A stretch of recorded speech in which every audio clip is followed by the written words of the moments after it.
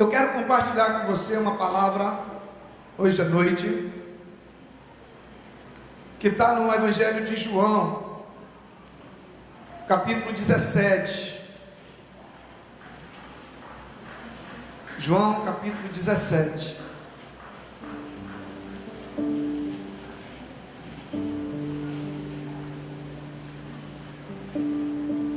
João, capítulo 17. Vamos ler alguns versículos. Depois de dizer isso, Jesus olhou para o céu e orou: Pai, chegou a hora. Glorifica o teu filho, para que o teu filho te glorifique, pois lhe deste autoridade sobre toda a humanidade, para que conceda a vida eterna a todos os que lhe deste.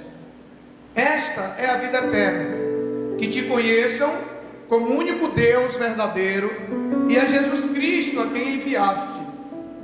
Eu te glorifiquei na terra, completando a obra que me deste para fazer. E agora, Pai, glorifica-me junto a ti, com a glória que eu tinha contigo, antes que o mundo existisse. Eu revelei teu nome àqueles que do mundo me deste. Eles eram teus, tu os deste a mim, e eles têm guardado a tua palavra. Agora eles sabem que tudo o que me deste vem de ti, pois eu lhes transmiti as palavras que me deste, e eles as aceitaram. Eles reconheceram de fato que eu vim de ti, e creram que tu me enviaste. Eu rogo por eles, não estou rogando pelo mundo, mas por aqueles que me deste, pois são teus. Tudo o que eu tenho é teu, e tudo o que tu tens é meu, e eu tenho sido glorificado por meio deles. Não ficarei mais no mundo, mas eles ainda estão no mundo, e eu vou para ti.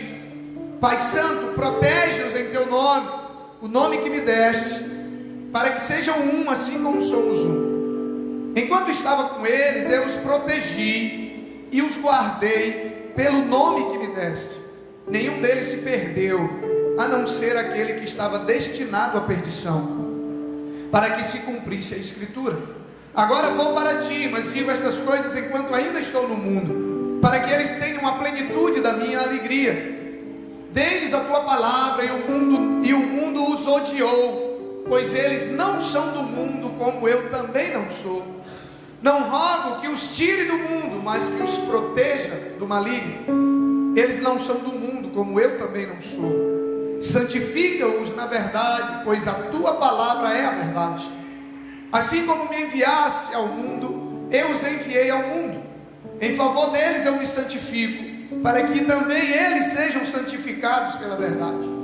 Minha oração não é apenas por eles, rogo também por aqueles que crerão em mim, por meio da mensagem deles, para que todos sejam um, Pai, como tu estás em mim e eu em ti, que eles também estejam em nós, para que o mundo creia que tu me enviastes. Amém, queridos? Jesus está falando da sua missão.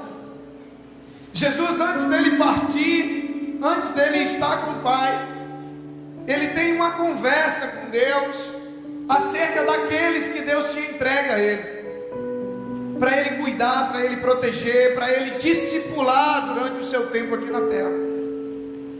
Queridos, Mateus 28:20 nos fala sobre a nossa missão como cristão. O texto diz que Jesus reuniu seus discípulos e ele disse assim: agora vão e preguem o Evangelho a toda criatura, batizando em nome do Pai, do Filho e do Espírito Santo, e ensinando tudo aquilo que eu vos tenho ensinado, e eu vou estar com vocês até a consumação dos séculos. Então Jesus, ele revela em Mateus 28:20 qual foi o propósito pelo qual ele nos tirou do pecado, o propósito pelo qual ele nos resgatou, o propósito pelo qual ele nos traz para fazer parte do seu povo. Jesus, ele levantou um exército, e exército, não existe exército sem missão. E Jesus então deixa claro qual é o nosso propósito como cristãos. E todos nós somos chamados, queridos, para sermos líderes. Só que muitas vezes a gente rejeita essa afirmação porque nós não sabemos o que significa ser um líder. Assim como muitas pessoas estão nas igrejas e não sabem o que significa ser um pastor.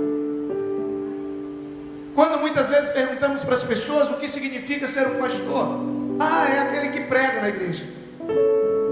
Muitas pessoas acham que o trabalho do pastor, que o pastor ele só trabalha quarta e domingo. Os outros dias da semana ele não faz nada. Alguns chegam a pensar que o pastor dorme o dia inteiro, né? Porque às vezes as pessoas me ligam 11 horas da manhã. Ô pastor, desculpa, eu acordei. Me dá vontade de dizer assim, obrigado pelo vagabundo que me cabe, né?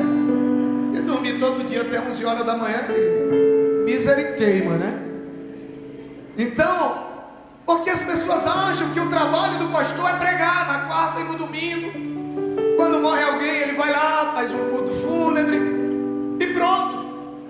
E na verdade, quando a Bíblia fala de pastor, a função pastoral é cuidar, é pastorear, é proteger, é alimentar, é dar direção, é curar feridas. É a mesma função que o pastor tinha lá no Antigo Testamento, na figura do pastoreio de ovelhas. É a mesma função. Mas por não conhecer, as pessoas acham, quando você fala assim, você vai ser um pastor, Deus me livre, misericórdia, aí fala até na Nossa Senhora, e aí mete todo mundo no meio. Porque ele acha que ele vai ter que pregar bonito, que ele vai ter que fazer isso. Não. Pastoreio fala de cuidar de ovelhas, cuidar de pessoas, cuidar daquilo que Deus tem de mais precioso sobre a terra, que são pessoas. Cuidar daquilo que Deus um dia vai mandar o seu filho voltar para buscar. Deus não vai mandar Jesus voltar para buscar um templo enorme. Deus não vai mandar Jesus voltar para buscar apartamentos, carros, bens materiais. Mas a Bíblia diz que um dia Jesus vai voltar para buscar a sua igreja. E quando ele fala de igreja, ele está falando dos seus filhos, do seu povo. E aí, por não conhecer o que é um líder, às vezes a gente foge disso. Pastor não significa pregador, líder também. O que significa um líder cristão? Agostinho de Hipona, um dos grandes teólogos da história do cristianismo, teólogo católico, ele disse uma grande verdade. Ele disse assim: pregue o evangelho, se for preciso, use as palavras. E se você pegar os melhores livros de liderança hoje, se você pegar um livro de liderança secular, né, que estão sendo estudados e ensinados nas grandes faculdades de administração, se você pegar lá o conceito de liderança, ele vai estar lá: a arte de influenciar pessoas. Não se lidera empresa, não se lidera igreja, não se lidera bois, se lidera pessoas. E o conceito de liderança é a arte de influenciar pessoas. O que Agostinho de Hipona tinha dito lá atrás.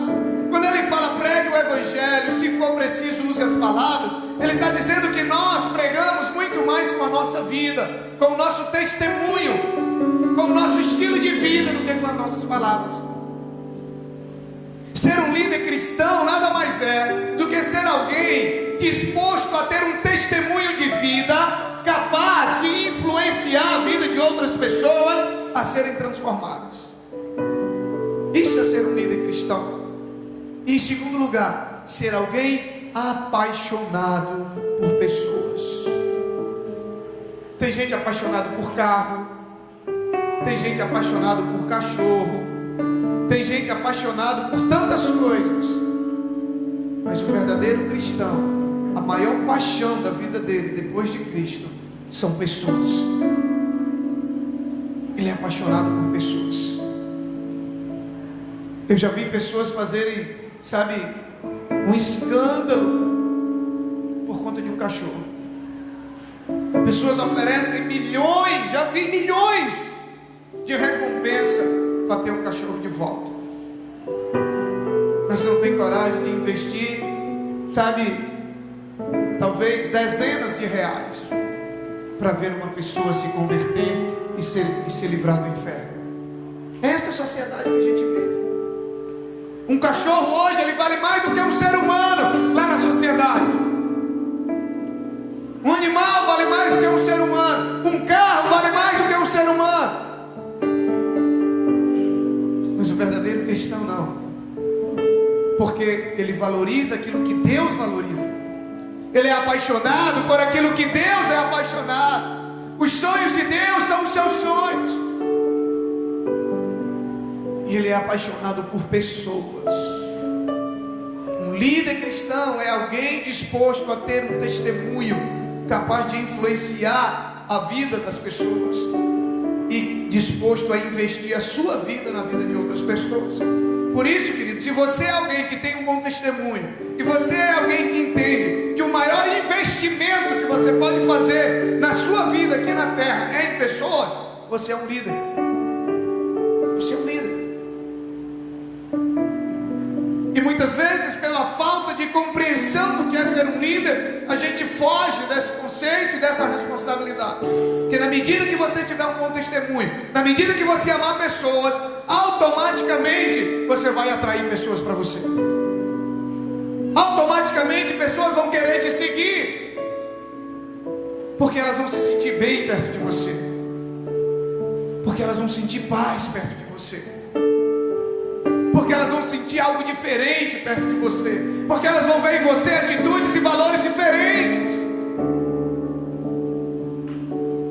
e elas vão querer te seguir. Você é um líder. Somos chamados para fazer discípulos, para sermos discípulos e para sermos discipuladores. Você sabia disso? Ah, pastor, essa questão de MDA, de ser discipulador, de discipular outros, eu estou fora. Então você está fora do propósito de Deus para a sua vida. Mateus 28:20, ele diz: ide e façam discípulos. Quem é que faz discípulos? Quem é que faz discípulos, querido? Quem é que faz pão? Quem é que vende carne? Hã? Quem é que faz discípulos? Diga: discipuladores. Jesus nos chamou, é lógico, em primeiro lugar, quando ele dá essa missão, ele está dando a missão para discípulos. Primeiro Jesus fez discípulos. Primeiro Jesus escolheu 12 homens simples, homens que não eram letrados, porque naquela época já havia a formação. É tanto que Gamaliel, que foi discipulador de Paulo, que era o líder de Paulo antes de Paulo se converter, a Bíblia diz que era um dos homens mais inteligentes da sua época, um homem que tinha todos os títulos, todas as formações da sua época. Mas Jesus não escolheu ele. Jesus escolheu pessoas simples. Antes de Jesus olhar para as habilidades, Jesus olha para a disponibilidade. Jesus, ele espera encontrar uma vida disponível nas mãos dele, um coração disponível para ser moldado e ser tratado. Então primeiro Jesus escolhe um grupo de discípulos, de homens, e faz deles seus discípulos. E depois Jesus envia e diz: agora vocês vão, preguem o evangelho, vão, façam discípulos de todas as nações. Então, quem faz discípulo é discipulador. E a missão da igreja de Cristo na terra é fazer discípulos. Então, ser discipulador é a sua missão. Você tem toda a liberdade de não querer seguir o propósito de Deus para a sua vida. Cristo, Deus lhe dá a liberdade, inclusive, de você nem aceitar Jesus, de você nem querer que Deus comande a sua vida. Você é livre. Mas se você quer ser alguém que vive dentro do propósito de Deus para a sua vida, se você quer ser um cristão genuíno, que não somente, tomou uma decisão de aceitar Jesus, mas quer andar com Jesus, quer viver de acordo com a vontade dele para a sua vida, a vontade dele para a sua vida é que você seja um discipulador, é que você faça discípulos. Jesus, ele não morreu na cruz por membros de igreja. Jesus, ele não manda os discípulos irem fazer membros de igrejas. Ele não manda os discípulos ir fazer novos convertidos, porque fazer novo convertido é muito fácil. Jesus, ele manda seus discípulos irem fazer discípulos. E o discipulado envolve o quê? Jesus diz: vocês pregam o evangelho, começa com conquistar. Querida, eu não gosto da palavra ganhar pessoas para Jesus. Sabe por quê? Quando você diz que ganhou algo, qual é a mensagem que vai passar? Que foi de quê? De graça, né? Você não teve que fazer nada, eu ganhei. Aonde você quer? Não, eu ganhei. O que você está querendo dizer? Que você não pagou. Que você não pagou um preço por aquilo ali. Você acha que a gente consegue ganhar uma alma? O diabo chega e diz: olha, pastor Marquinhos, cara, eu gostei de ti, ó. Essa alma aqui está comigo, estava aprisionada no pecado, estava cativa lá na prostituição, no adultério, na droga, no vício. Aí eu vou te dar ela de presente. Você acha que o diabo vai fazer isso? Vai. Ninguém ganha alma para Jesus. A gente conquista almas para Jesus. A conversão.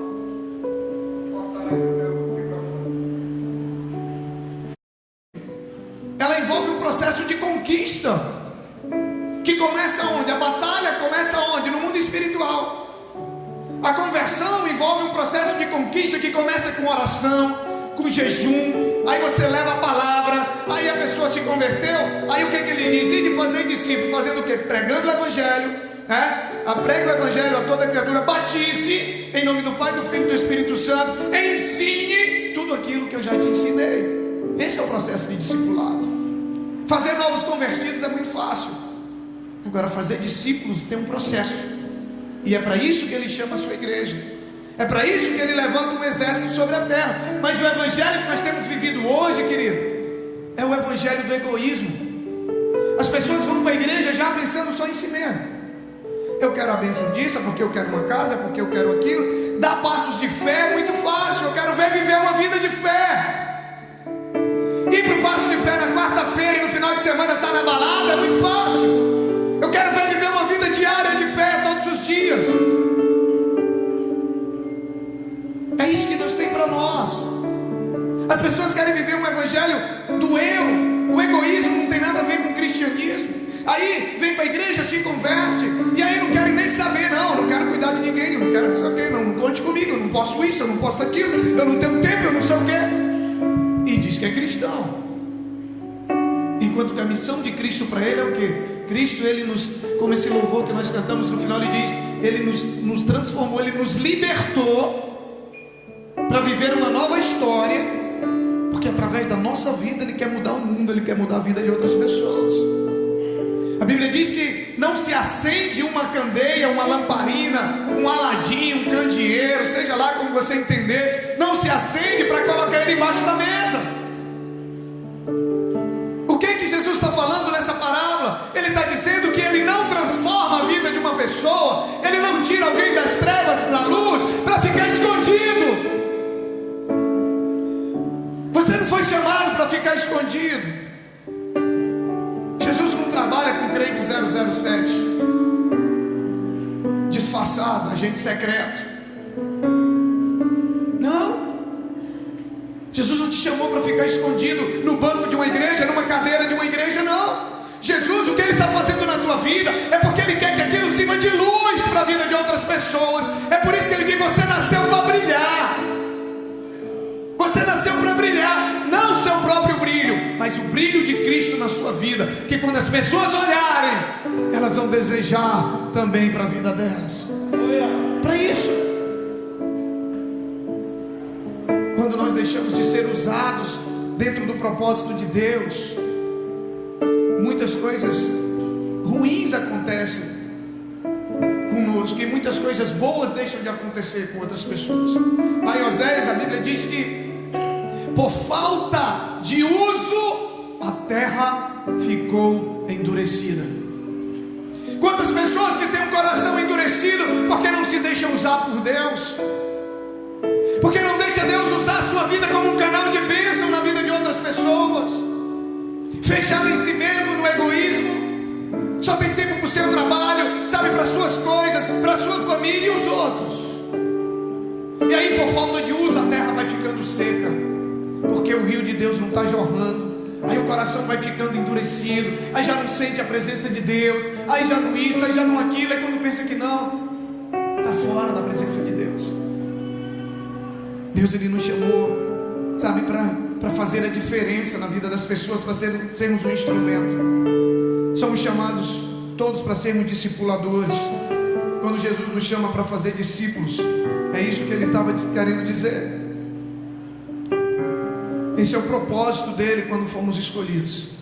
E no texto de hoje, encontramos algumas atitudes importantes na vida de um cristão, mas de um cristão que sabe que ele tem uma missão. Jesus, ele fala nesse diálogo com Deus o tempo todo sobre aqueles que Deus tinha dado a ele enquanto ele tinha estado aqui na terra, e agora Jesus ia partir para o Pai, e Jesus está preocupado com eles. Jesus está preocupado com eles. Nós vamos ver alguns princípios aqui que nós precisamos refletir na nossa vida cristã. Quando nós olhamos no versículo 4, capítulo 17, versículo 4, ele diz assim, ele diz: Pai, eu te glorifiquei na terra, completando a obra que me deste para fazer. Como foi que Jesus glorificou o nome do Pai aqui na terra, queridos? Como? Completando a obra. Deus tem uma obra para você. Deus te entregou uma missão, que foi cuidar de pessoas, foi pregar o evangelho, batizar e ensinar, fazer discípulos. Deus tem uma missão para você, e você só vai viver para a glória de Deus quando você viver dentro do propósito de Deus para a sua vida. Tem gente querendo andar com Deus, mas segundo os seus próprios propósitos, segundo os seus próprios planos. E ele diz: Pai, eu te glorifiquei na terra, completando a obra que o Senhor me deu para fazer. Nós estamos aqui para cumprir o nosso chamado, e o tempo está passando, querido, e tem pessoas que ainda não acordaram. E a Bíblia diz que após a sepultura não há obras. Eu tenho 40 anos de idade, e eu não sei quanto tempo Deus tem para mim sobre essa terra. É por isso que eu não quero perder um minuto, para no dia que Deus me chamar, eu possa chegar diante dele e dizer assim: Pai, eu glorifiquei na terra o teu nome, completando a obra que o Senhor me entregou. Eu quero ter o prazer de dizer isso para ele. É por isso que eu não paro. Eu não paro porque o diabo não para. O diabo não para. Não, hoje eu vou tirar uma folga. Deus tem uma missão para nós, e essa missão tem que ser cumprida em vida. Frutos têm que ser dados em vida. Lá em João, capítulo 15, Jesus fala da árvore que não dava fruto. Ele diz: se um galho não dá fruto, o que é que tem que fazer com ele? O que é que acontece? Ele é cortado e lançado aonde? No fogo, porque não serve para nada. No outro momento ele esteve diante de uma figueira que não prestava para nada, não dava fruto. Ele disse: corta. De que servimos nós, se não for para dar frutos, se não for para sermos usados? Tem um louvor que fala assim: se não for para te adorar, para que nasci? Se não for para te servir, por que estou aqui? Eu queria fazer essa pergunta para você. Se não for para adorar a Deus, para que nós nascemos? Porque a Bíblia diz que nós nascemos com o propósito de adorar o Senhor. Se não for para adorar a Ele, para que a gente nasceu? Se não for para servir a Ele, por que nós estamos aqui? Por quê? Se não for para cumprir a missão que Ele tem para nós. No versículo 6, Ele diz assim: eu revelei o teu nome àqueles que do mundo tu me deste. Então, Ele manifestou o poder do nome de Jesus no meio daquelas pessoas. Ele revelou o nome de Jesus no meio daquelas pessoas com quem Ele convivia. Será que você tem revelado o nome de Jesus no meio do seu oikos? Mas então o que é oikos? É a palavra que define o seu círculo de relacionamento. Será que onde você tem estado, você tem revelado o nome de Jesus? Através da sua vida, através das suas atitudes. Quando nós manifestamos o nome dEle, aí nós passamos vida para as pessoas. Nós passamos vida para as pessoas através do nome dEle. Ainda devemos ter muito cuidado, sabe, querido, para nós não estarmos procurando glória para nós mesmos. Tem muitas pessoas querendo fazer a obra, mas querendo glorificar o seu próprio nome. Ele diz assim, Jesus diz: eu glorifiquei o teu nome, Pai. Eu glorifiquei o teu nome no meio daqueles que tu me deste. Você foi chamado para glorificar o nome dele no meio das pessoas, no meio da tua célula, junto com teus discípulos, sabe, no meio do teu trabalho, onde você estiver, você foi chamado para glorificar, para manifestar o nome dele.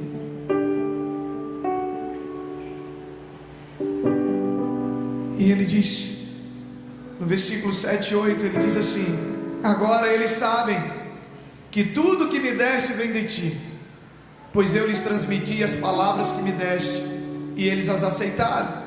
Eles reconheceram que de fato eu vim de ti e creram que tu me enviaste. Nós devemos demonstrar, sabe, como eu falei anteriormente, ele diz: agora eles sabem que tudo que eu tenho vem de ti, Senhor. Quando você manifesta o nome dele, você atrai a glória para ele. Quando você manifesta o nome dele onde você está, quando você testemunha acerca daquilo que ele tem feito, quando as pessoas começam a ver a mudança na sua vida e você diz: filho, não sou eu, é ele.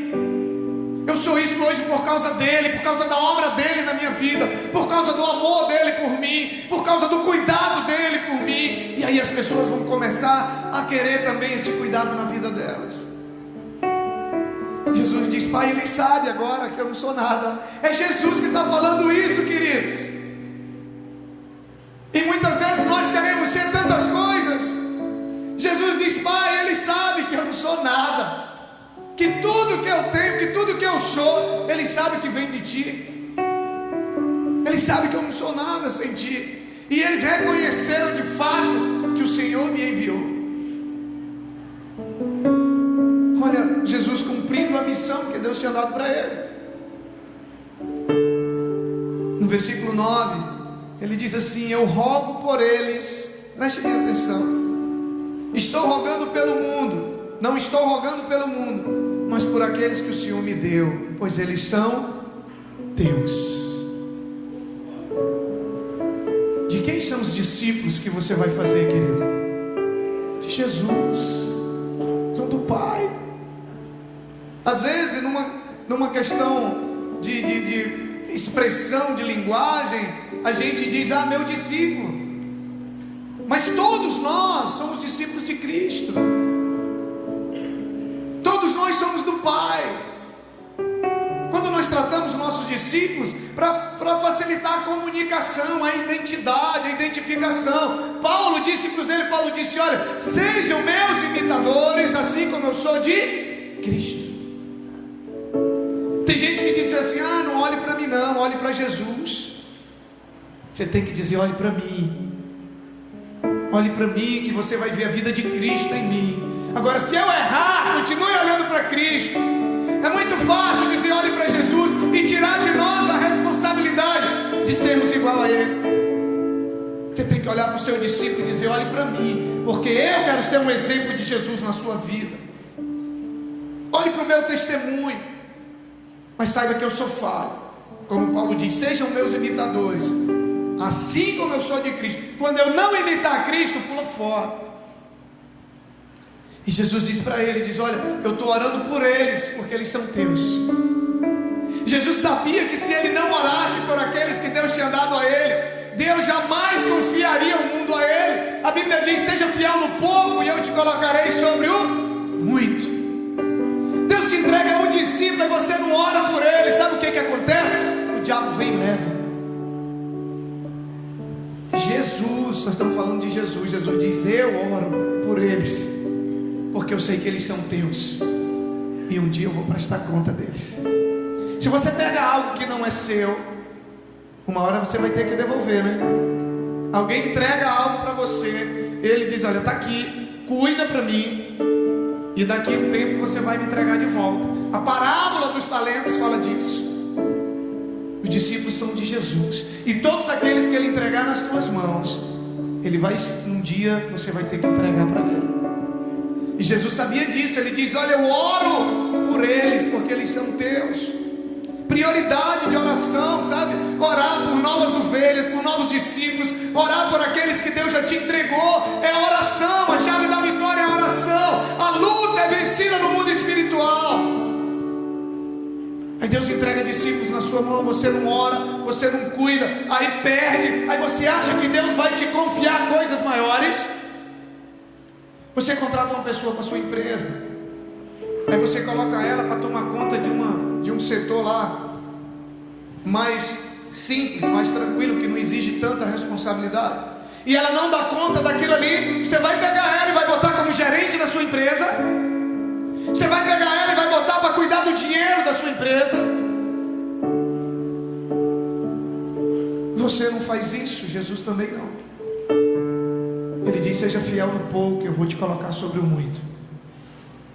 Cuida bem daqueles que eu te entregar, que eu vou te dar mais. Cuida bem, que eu vou te dar mais. Aí olha por que Jesus orava também. Olha o que ele diz no versículo 12: enquanto eu estava com eles, eu os protegi, eu os guardei. Olha o papel do discipulador, olha a nossa missão como cristãos: proteger, guardar, sabe? Para quem? Contra quem? Contra o maligno, contra as ciladas, contra, sabe, as armadilhas do diabo. Olha a importância de um discipulador na sua vida. Alguém que vai estar ali para te proteger, para te guardar, para te ajudar. Ele diz: enquanto eu tive com eles, eu os protegi e eu os guardei pelo nome que me deste. Nenhum deles se perdeu, a não ser aquele que estava destinado à perdição, para que se cumprisse a escritura. Jesus não perdeu nenhum daqueles que o Pai entregou na mão dele. Nenhum. E se nós quisermos ser discipuladores iguais a Jesus, nós vamos orar, nós vamos cuidar, nós vamos proteger, sabe? Nós vamos estar ali protegendo, nós vamos estar cuidando, nós vamos estar guardando, e nós não vamos perder nenhum, a não ser aqueles que a Bíblia diz que nasceram para perdição, para que o nome de Deus fosse glorificado e para que a palavra se cumprisse. Mas ninguém vai se perder por negligência, ninguém vai se perder por falta de cuidado, ninguém vai se perder por falta de amor. Querido, nós já perdemos muitas pessoas por falta de cuidado. Eu tenho pedido tanto perdão para Deus, eu tenho clamado tanto pela misericórdia de Deus. Nós já perdemos tantas pessoas por falta de cuidado. Nós estamos vivendo um novo tempo, amém, queridos? Estamos vivendo um novo tempo. Então vamos encerrar no versículo 15. Ele diz: não rogo que os tire do mundo, mas que os proteja do maligno. Mais uma vez ele expressa o cuidado. E aí ele fala do segredo da santificação. Ele diz: santifica-os na verdade, porque a tua palavra é a verdade. Qual é a maneira que nós temos de santificar a vida dos nossos discípulos? Através da palavra, através do ensino, através de um discipulado bíblico, através da transferência de vida e de princípios que estão pautados na palavra, através de um testemunho pautado na palavra. Aí nós vamos levar, né? Ele diz: eu me santifico para que eles se santifiquem. Olha a transferência de vida. Eu me santifico para que eles também sejam santificados. Se você quer que o seu discípulo seja alguém comprometido com a santidade de Deus, você precisa ser comprometido com a santidade de Deus. Se eu quiser ter um ministério comprometido com a santidade, eu tenho que ter compromisso com a santidade. A Bíblia diz que o óleo é derramado na cabeça do profeta e desce pela barba e alcança todo o corpo. Jesus diz: eu me santifiquei por eles, por causa deles eu me santifiquei, para que eles também fossem santificados.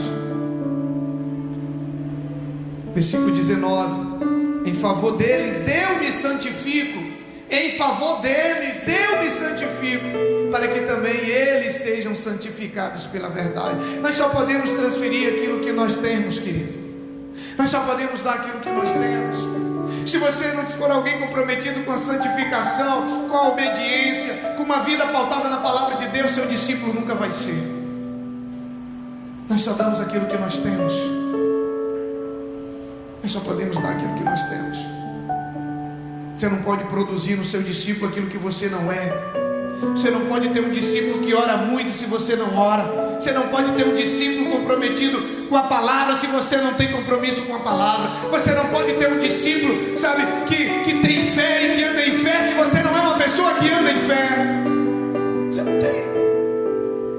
Jesus diz: eu me santifico por eles, em favor deles, para que eles também sejam santificados pela verdade. E aí, no final do versículo 20, ele diz assim: a minha oração, Pai, não é apenas por eles, olha só, queridos, que coisa tremenda, mas também por aqueles que crerão em mim por meio deles. Jesus já sabia que os discípulos deles iam dar frutos. Ele diz: Pai, eu estou orando não somente por eles, mas por aqueles que vão crer na tua palavra por meio deles. Jesus orando para que seus discípulos fossem discípulos que iam multiplicar, sabe, que iam levar a palavra, que iam também fazer discípulos. Ele diz: eu sei. Por que Jesus sabia disso? Porque Jesus tinha sido assim. Eles tinham aprendido com Jesus a ser assim. Nós só vamos ter discípulos comprometidos com a evangelização, comprometidos em ganhar almas, comprometidos em levar a palavra, se nós formos, sabe, discipuladores comprometidos com a conquista de almas para Jesus. Jesus tinha, sabe, um espírito de fé tão grande que ele já estava orando pelas almas que os discípulos dele iam ganhar, pelas almas que os discípulos dele iam ganhar, porque ele, pela fé, ele já sabia que isso ia acontecer. E aí nós olhamos para nós, olha a missão que nós temos. Jesus tem nos entregado. E aí eu tenho algumas opções. Uma delas é eu não querer. Uma delas é eu não querer ser um discipulador. É eu não querer cumprir a missão dele para a minha vida. É uma opção. A primeira opção, na verdade, é eu não querer ele como Senhor da minha vida. Não querer ele como rei. Porque se ele é rei, se ele é Senhor, eu faço o que ele manda. A primeira opção é não querer ele como Senhor da minha vida. A segunda opção é eu não querer cumprir o propósito que ele tem para mim. O propósito pelo qual ele me tirou da escuridão e me trouxe para o reino da sua luz. É uma opção. Mas eu também tenho uma opção de cumprir exatamente tudo que Deus tem para mim nessa terra. E um dia chegar diante dele e dizer: Pai, eu cumpri, eu glorifiquei o teu nome, cumprindo a obra que o Senhor me mandou fazer. E daqueles que o Senhor me entregou, eu não perdi nenhum. Essa é a nossa missão. Amém, queridos?